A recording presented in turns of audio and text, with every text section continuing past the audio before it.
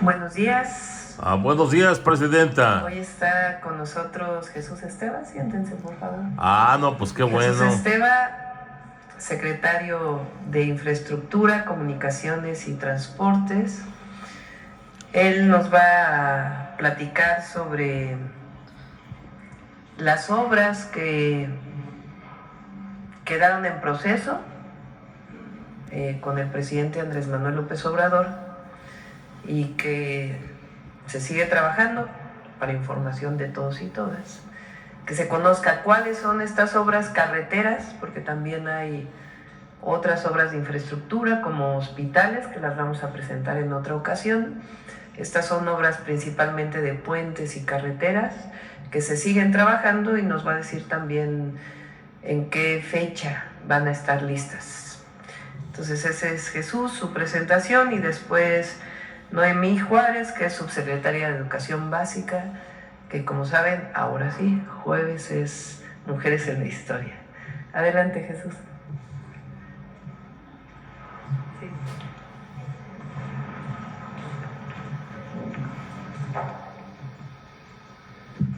Con su permiso, señora presidenta, buenos días a todas y a todos.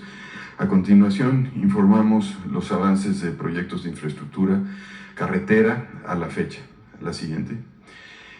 Tenemos, en primer lugar, en la carretera Pachuca-Huejutla, que en realidad va a conectar desde Pachuca hasta Tampico. Tenemos dos tramos que estamos trabajando.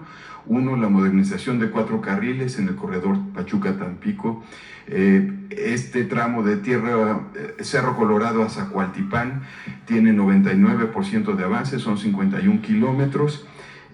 Y estará concluido la próxima semana, el 31 de octubre. Como ven, bueno, pues población beneficiada, 100,000 habitantes, municipios Zacualtipán de Los Ángeles, Atotonilco el Grande y Mexicuán. Esto principalmente es la ampliación, la modernización de carriles en estos 51 kilómetros. En realidad el tramo completo son cerca de 100 kilómetros. La siguiente. Como parte de este tramo Pachuca-Huejutla, tenemos 10 kilómetros que son de Real del Monte al entronque La Huasca. Aquí tenemos varias estructuras, tenemos la ampliación a 4 carriles, incluye 3 túneles, 6 viaductos, 2 entronques y una rampa de emergencia. Se está trabajando en varios frentes. Están por concluirse los túneles y también los puentes, los viaductos. Aquí vemos algunos de ellos, el viaducto Manzanos. Acá también se están estabilizando taludes. Es una obra, aunque son 10 kilómetros, es una obra muy compleja que tiene todas estas estructuras. Aquí vemos otro de los puentes. Ya de los 6 viaductos hay 4 concluidos y 2 están en proceso. Y de los 2 túneles hay uno prácticamente concluido y hay otro que faltan unos cuantos metros, que es el del entronque. Estos tienen alturas de 20 metros, o sea, son dimensiones realmente significativas en cuanto a la construcción de esta infraestructura. Aquí estará concluido el 30 de enero del próximo año, 2025. Esta es ya la parte final del tramo de los 10 kilómetros. Es el entronque con La Huasca. La siguiente. El puente Rizo de Oro, que es parte también de la conexión con el puente La Concordia que inauguró el presidente López Obrador hace unos meses. Aquí tenemos, este puente es un puente de tipo arco metálico, tiene 66% de avance, son 400 metros de longitud. Ya se concluyeron prácticamente los 2 extremos, se tienen los 2 apoyos y se va a comenzar la construcción de la estructura metálica del puente. Este se va a febrero de 2025. Además del puente, se está construyendo 1.7 kilómetros del camino de acceso, que son las imágenes que se están viendo, y este se liga con La Concordia y es parte de un corredor. La siguiente. Tenemos el puente vehicular Nichupté en Cancún. Aquí es un puente de 8.8 kilómetros, se tiene cerca de 70% de avance. Incluye, bueno, 2 entronques que son importantes, son las conexiones, y aquí traemos una fecha de conclusión del 30 de marzo. Este es un puente muy complejo por el tipo de cimentación, por la karsticidad que se tiene en algunas zonas y por estar construyendo pues mediante pontones, mediante estas estructuras que se ven que flotan y que son con las que se hacen las perforaciones, con lo que hace la cimentación profunda, y después se hacen los montajes. Entonces está en plena actividad y se nos va hacia marzo de 2025. La siguiente. Aquí tenemos la carretera San Ignacio-Tayoltita, que une Durango con Sinaloa. Esta lleva 90% de avance, son 80 kilómetros. Se ve la ampliación del túnel, es una ampliación, modernización y ampliación de sección. Se están construyendo 16 puentes, un viaducto y la ampliación del túnel de más de 515 metros de longitud. Esto nos estamos yendo al 30 de abril de 2025, falta poco, ya se sigue trabajando en Durango, en uno de los extremos de Durango, y está por concluirse el tramo en Sinaloa. Entonces es también una de las obras importantes, con muchas estructuras, y que estaremos concluyendo en el primer trimestre del próximo año. La autopista Tuxtla-Gutiérrez-San Cristóbal, esta ya está a punto de concluirse, son 30 kilómetros, se está ampliando a un tercer carril central, se tienen 3 rampas de emergencia, el entronque de San Cristóbal, 4 puentes y un paso vehicular inferior. Aquí se ven imágenes, esta está muy avanzada y estaremos pues concluyendo la próxima semana y abriéndola a la operación. Las rampas de frenado, que son importantes en cuanto a la seguridad vial, y bueno, la población beneficiada, las comunidades y municipios que tenemos en Chiapas. La siguiente. Tenemos la autopista Mitla-Tehuantepec, también una obra muy compleja que se avanzó de manera significativa en la administración anterior. Tenemos que es una autopista que consta de 65 puentes, 14 viaductos, 10 túneles, 20 entronques y 2 casetas. El avance es el 95%, la longitud son 170 kilómetros. La fecha de conclusión se va a enero de 2025. En especial estamos trabajando en un túnel que le llaman el Tornillo, en una zona de deslaves importante que he estado dando seguimiento prácticamente cada semana a las contingencias que se llegan a presentar durante el proceso constructivo, y va avanzando bien. Entonces ya pronto esperemos ya tenerla concluida. La visitamos en la época de transición con la presidenta y el presidente López Obrador. Una de las últimas giras fue a esta obra y pues sigue en proceso. Es una obra muy importante, muy compleja. Aquí se ve la magnitud de las estructuras. Como ven, son 65 puentes y algunos con las dimensiones que se observaron ahí. Vean la magnitud de los cortes, los volúmenes de corte, más el túnel que les mencioné, que le llaman el Tornillo. La siguiente. Tenemos la autopista Tepic-Puerto Vallarta en 2 tramos, Las Varas-Puerto Vallarta. Aquí tenemos 8 puentes, un ramal, 3 estructuras de cruce y 2 entronques. En este caso, la conclusión es abril de 2025. Aquí las lluvias nos afectaron y de ahí que no se lograra concluir en estas fechas, pero sigue avanzándose de manera importante todos los frentes de trabajo. La siguiente. La autopista Tepic-Puerto Vallarta en el tramo Tepic-Compostela, que es el otro tramo que se está trabajando. Aquí son 26 kilómetros. Tenemos 10 puentes, 2 pasos superiores ferroviarios, 19 cruces y un entronque. Como ven, todas estas obras son, si bien distancias que pueden ser no tan extensas, son muy complejas en cuanto a toda la infraestructura que se requiere construir. Y la fecha de conclusión para este tramo es 30 de mayo de 2025. Adelante. El trolebús de Santa Marta a Santiago, a Cahuantepec, al tramo que está operando ya la Ciudad de México, el trolebús elevado, está terminado el viaducto y se está concluyendo la estación. La estación tiene una parte que hace la Secretaría de Infraestructura y otra parte que hace el Estado de México. En el tramo de la Secretaría de Infraestructura estaremos concluyendo la estación en diciembre y requerimos el retorno para poder ponerla en operación, más la instalación electromecánica.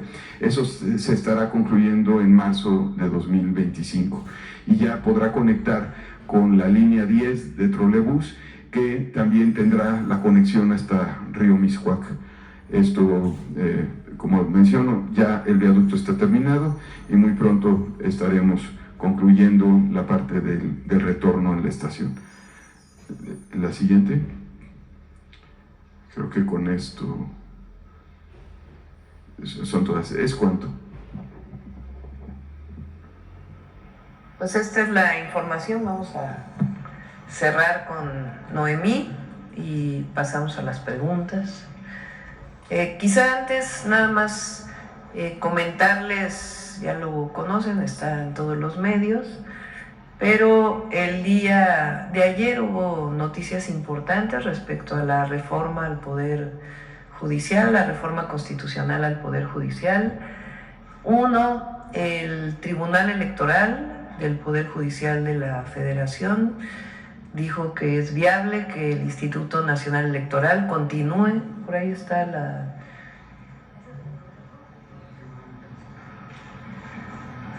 el Tribunal Electoral. Se determina de manera... A ver si me prestan el...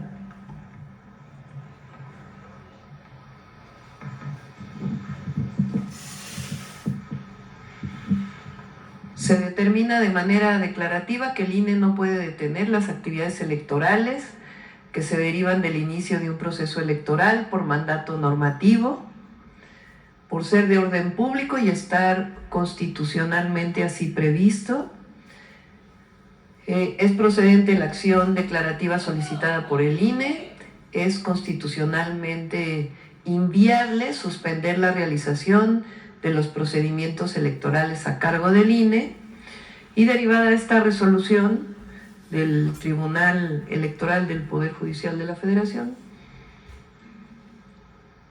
viene el comunicado de prensa del Instituto Nacional Electoral, luego de que la Sala Superior del Tribunal Electoral del Poder Judicial de la Federación aprobó por mayoría de votos la resolución que declara procedente la acción declarativa solicitada por el INE y determina que es constitucionalmente inviable suspender actos que se relacionan con el desarrollo de los procedimientos electorales.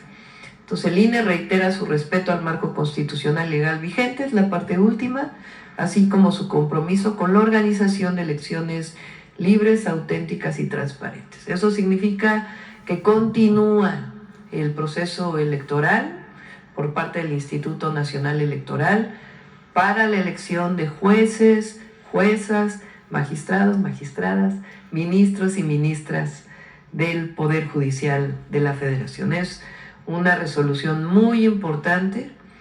Recuerden que en el caso de procedimientos electorales, la Suprema Corte de Justicia de la Nación no tiene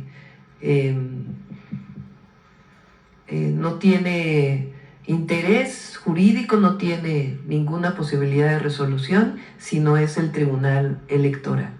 Entonces esto ya está. Y por otro lado, lo del Consejo de la Judicatura, que también es muy importante. Se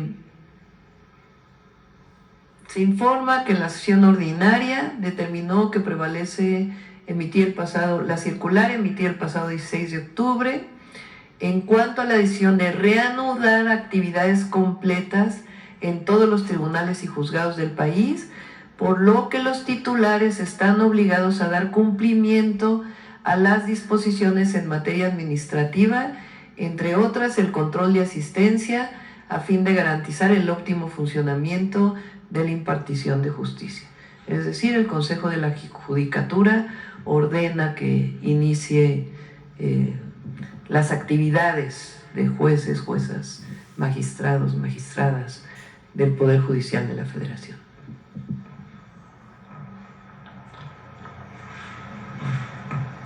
Entonces es importante y un reconocimiento realmente, porque es una decisión del pueblo de México, la reforma constitucional al Poder Judicial, y esta continúa por la resolución del Tribunal Electoral. Realmente me parece muy bueno que dé certidumbre en este proceso, y también al Instituto Nacional Electoral, y pues esta decisión de que los jueces y juezas pues tienen que regresar a sus labores. Ahora sí vamos a las preguntas. A ver acá, vamos a empezar por acá.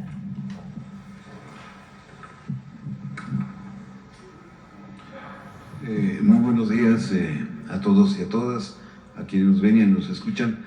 Presidenta CONA de todas las mexicanas y todos los mexicanos, primero inicio con esta frase que decía el expresidente de México: deseo que el pueblo siempre tenga las riendas del poder en sus manos. El pueblo pone y el pueblo quita, y es el único soberano al que le debo sumisión y obediencia. Así nos decía el presidente. Esta frase me lleva al punto 11 de sus 100 compromisos con el pueblo de México el pasado 1 de octubre, en donde prometió enviar una iniciativa de reforma constitucional para recuperar el principio democrático de no reelección, para que a partir del 2030 ningún puesto de elección popular pueda ser reelecto. Destacó que se impulsará la prohibición. Permítanme.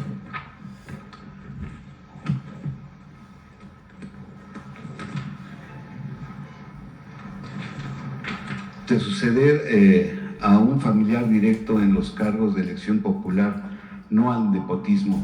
Esto me lleva al planteamiento de preguntarle, ¿qué le daña más al país? ¿La corrupción o el nepotismo en la impartición de justicia y en la administración pública? Y cierro con las frases que decía también el expresidente de México: antes no había Estado de Derecho, era un Estado de chueco. Esto lo dijo el 10 de enero al defender la ley de salarios mínimos, y también dijo: solamente Trump gana más que el presidente de la Suprema Corte el 11 de diciembre. ¿Cuál sería su contestación, presidenta? Vamos a enviar las iniciativas. Tiene bastante trabajo en este momento el Congreso de la Unión. Hay todavía reformas que están pasando. Por cierto, ya tiene mayoría de votos en las legislaturas locales la reforma relacionada con ferrocarriles, y la otra que es muy, pero muy importante, que ya tiene mayoría de todos los congresos locales, regresa a la Cámara de Diputados para declararla constitucional y después se envía para su publicación en el Diario Oficial de la Federación, la reforma para que Pemex y Comisión Federal de Electricidad sean nuevamente empresas públicas del Estado. Ya tiene mayoría. Eso significa, es de la magnitud de regresarle al pueblo de México a Pemex y a Comisión Federal de Electricidad. De ese tamaño es la reforma, que ya es constitucional. Falta nada más que se envíe para su publicación en el Diario Oficial de la Federación.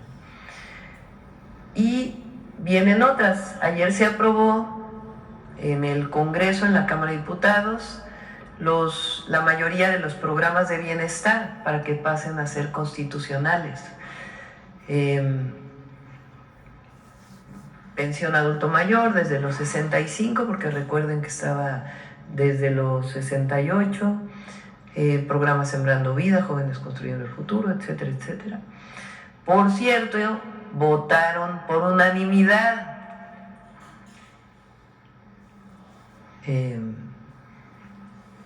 No sé si se acuerdan que el presidente del PAN hace tan solo unos meses dijo que ellos nunca estuvieron de acuerdo con los programas de bienestar, que, a ver si lo tienen por ahí, que se equivocaron en la campaña en decir que estaban a favor de los programas de bienestar, que ellos, a ver, caímos en la trampa de los programas sociales. Me estoy incluyendo, ¿eh? Terminamos avalando una política clientelar, adormecedora, que no impulsa el crecimiento, que no impulsa que la gente salga adelante, sino que la mantiene en su estatus pobre. ahora otra vez. Caímos en la trampa de los programas sociales. Me estoy incluyendo, ¿eh? Terminamos avalando una política clientelar, adormecedora, que no impulsa el crecimiento, que no impulsa que la gente salga adelante, sino que la mantiene en su estatus pobre. Y ayer votaron a favor el PAN. O sea, un día dicen que están a favor de los programas sociales, otro día dicen que se equivocaron, que ellos nunca han estado a favor de los programas sociales, de apoyar de manera directa a la gente, al pueblo, y ahora votan a favor. Entonces, ¿cuál es su posición real? Bueno, entonces, viene esto, viene la vivienda, y todavía quedan varias reformas. Entonces, vamos a enviar la reforma constitucional para que no haya reelección en ningún cargo de elección popular el próximo año. Y va a estar acompañada de esta reforma para que no haya nepotismo. ¿A qué nos referimos con esto? La Constitución del 17 no permitía reelección en ningún cargo. Se mantuvo así hasta una reforma que se envió, si mal no recuerdo, en la época de Calderón, para que pudieran reelegirse legisladores, presidentes municipales. Los únicos cargos que hoy no tienen reelección es gobernadores y presidente o presidenta de la República, gobernadoras y presidente o presidenta. Pero se pueden reelegir presidentes municipales y legisladores locales y federales. Desde nuestra perspectiva hay que recuperar el origen de la Constitución del 17, sufragio efectivo, no reelección, porque además durante toda la campaña lo estuvimos escuchando por parte de la ciudadanía. Entonces se va a enviar el próximo año, y de igual manera que si hay alguien que es presidente municipal, no puede dejar a su hermano, a su hermana, a su esposo, a su esposa como candidato o candidata en el periodo siguiente. Si un familiar quiere ser candidato o candidata a un puesto de elección popular que ocupó un familiar de manera directa, pues tiene que esperarse al menos un periodo. Pero esto de que haya hermanos que pasen esposos no es correcto. Todo es parte pues de este vicio que había antes y que yo creo que el pueblo de México está totalmente de acuerdo con ello. Entonces lo vamos a enviar el año que entra para el siguiente periodo de sesiones del Congreso. Bien, gracias. No me presenté, soy su servidor Carlos Pozos de LM Noticias, La Molécula. Dentro de los 100 puntos expuestos el pasado 1 de octubre, específicamente el 34, se refiere al lanzamiento de un satélite propio mexicano para llevar los servicios de Internet a las regiones más remotas del país. En 1957 inicia la era espacial en nuestro país, aún tercermundista. Tenemos la Agencia Espacial Mexicana, de la que poco sabemos de sus actividades y acciones que realiza y que fue creada en tiempos de Felipe Calderón. y que actualmente en nuestro país actualmente en nuestro país se produce 20 componentes de satélites de la constelación Starlink, permitiendo que seamos un jugador clave en esta industria. Como doctora y como científica, le pido que nos dé detalles cómo hará su gobierno de su administración si no se cuenta con un marco legal que permita la fabricación de satélites. Esto obligaría al gobierno a buscar nuevas alianzas con empresas privadas o modificar las leyes para desarrollar la industria satelital de nuestro país. Y si con esta acción, Presidenta, México rompe la brecha para una mayor autodeterminación y autosuficiencia en actividades espaciales, toda vez que se requieren de por lo menos 400 millones de dólares para este proyecto. Sí, planteamos avanzar en satélites y en otras áreas de desarrollo tecnológico.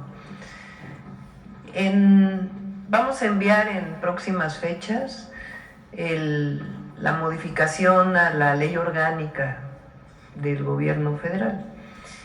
Ahí viene, entre otras, la creación de la Agencia de Transformación Digital y Telecomunicaciones, que va a dirigir José Antonio Peña Merino.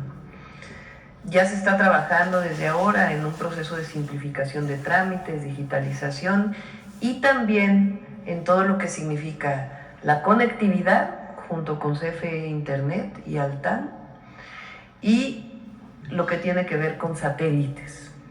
Entonces, eso es por un lado, y por otro lado estamos trabajando con Rosaura Ruiz, con la doctora Rosaura Ruiz, secretaria de Innovación, Ciencia, Tecnología y Humanidades, para otros desarrollos tecnológicos que platicamos también, que presentamos en los 100 puntos en el Zócalo, como el desarrollo de un vehículo propio y otros desarrollos tecnológicos que México tiene toda la posibilidad de hacerlo.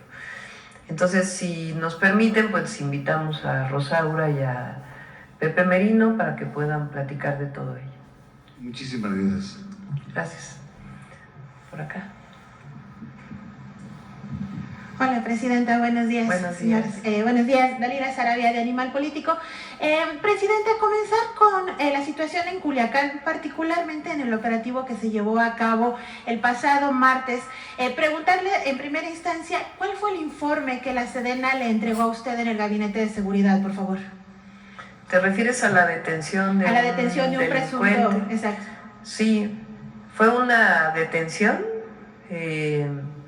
y ahí hubo ataque pues a las Fuerzas Armadas que iban a detener a este delincuente y se respondió dentro del marco de la ley.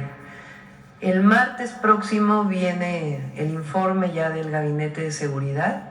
Ahí se pueden dar detalles de este operativo y de otros operativos que ha habido. Pero fue un ataque y una respuesta por parte de quienes fueron a detener a este delincuente. Atendiendo a que el próximo martes se nos pudieran brindar mayores detalles, preguntarle cómo se explica o cómo le explica el general secretario, la detención de este presunto delincuente y que por parte del Ejército, de las Fuerzas Armadas, no hubiera heridos, no hubiera bajas, no hubiera otras detenciones por parte del otro grupo y todas fueron pues muertes, fueron 19 personas que perdieron la vida en este operativo. Toda acción de este tipo, en donde hay personas que pierden la vida, más allá de si son presuntos delincuentes o no, siempre hay que proteger la vida de las personas, siempre son investigadas y hay un proceso que se sigue necesariamente. Entonces, si quieren que se informe claramente, pero fue una detención en donde hubo agresión a las fuerzas federales y respondieron. En este caso, ¿qué autoridad lo investiga? ¿Lo atrae la Fiscalía? Son las dos, tanto dentro de las propias fuerzas, dentro de la Secretaría de la Defensa Nacional, tienen sus propios mecanismos de investigación y si es necesario pasa a la Fiscalía. Doctora Presidenta, se lo pregunto porque también el día de hoy se da a conocer otro hecho también en Culiacán, en donde los militares estuvieron a punto de matar a un civil, a una persona inocente. Hablamos de violaciones a los derechos humanos. Lamentablemente no es la primera ocasión que sucede, que se reporta esto en este sexenio. Insistirle un poco, ¿qué se hará? ¿Cómo se estará trabajando? ¿Cuál es la instrucción que tiene usted de forma directa con el titular de las Fuerzas Armadas? La instrucción que hemos dado, y es la política, es la estrategia del Gabinete de Seguridad, es que no haya enfrentamientos. No vamos a regresar a la guerra contra el narco. No es llegar en un marco fuera de los derechos humanos y dentro del marco de la ley, llegar a agredir para matar a una persona, por más que sea presunta o no delincuente. Lo que hay es atención a las causas y con inteligencia y investigación, carpetas de investigación o en el caso de flagrancia, la detención de un delincuente.